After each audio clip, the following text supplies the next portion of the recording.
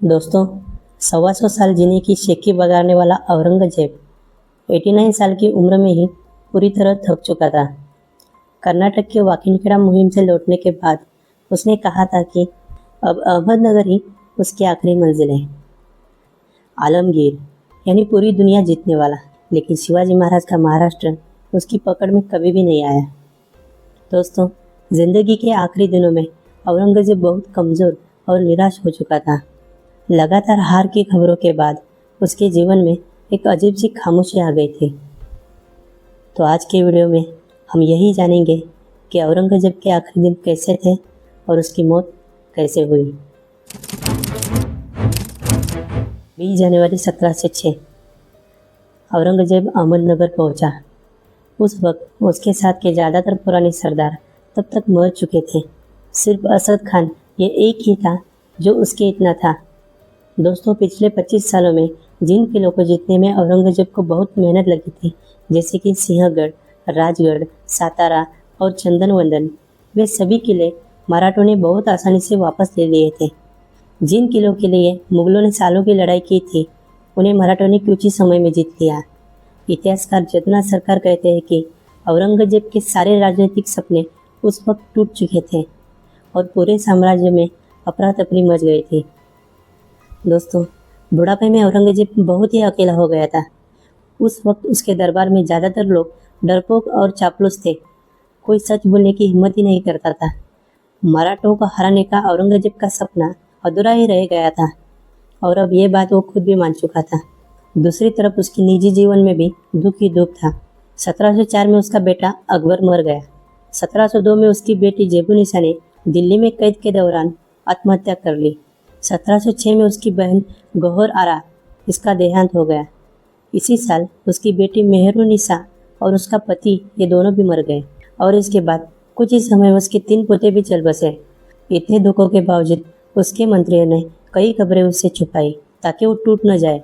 दोस्तों, उसके 3 बेटे जिंदा थे, लेकिन तीनों ही चाहते थे कि औरंगजेब जल्दी मर जाए ताकि वे गद्दी हासिल कर सके और औरंगजेब भी ये बात अच्छी तरह जानता था। तभी दूसरी तरफ मराठों ने गुजरात, खानदेश, मालवा और वरार जैसे इलाकों में जोरदार हमले किए। धनाजी जादव जैसे मराठा सरदारों ने मुगल साम्राज्य की नींव हिला दी। एक बार तो मराठों ने अहमदनगर की उस छावनी पर भी हमला किया जहां औरंगजेब रहता था, लेकिन उन्होंने उसे मारने की कोशिश नहीं की।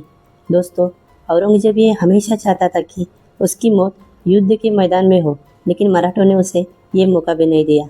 औरंगजेब जानता था कि उसकी मौत के बाद मुगल साम्राज्य टूट जाएगा।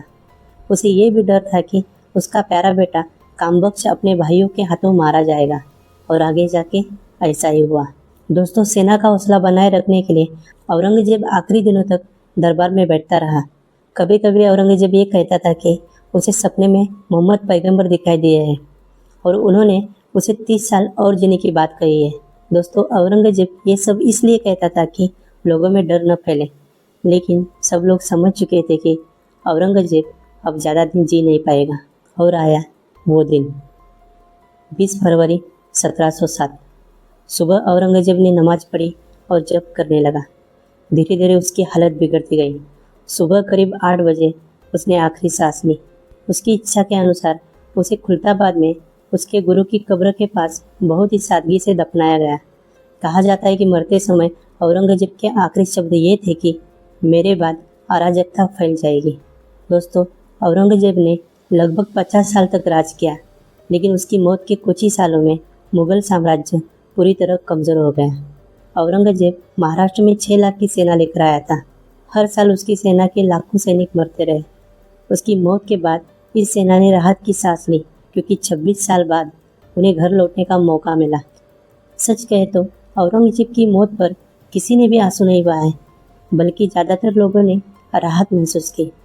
उसकी कट्टर नीतियों ने न उसे अच्छा इंसान बनाया, न अच्छा शासक, न अच्छा बेटा और न ही अच्छा पिता। उसने अपने ही साम्राज्य की नींव खुद खोखली कर दी। इतने बड़े आलमगीर को अच्छी मौत नसीब नहीं हुई। और सच कहा जाए तो ये सब छत्रपति शिवाजी महाराज के मराठा सैनिकों की वजह से ही हुआ।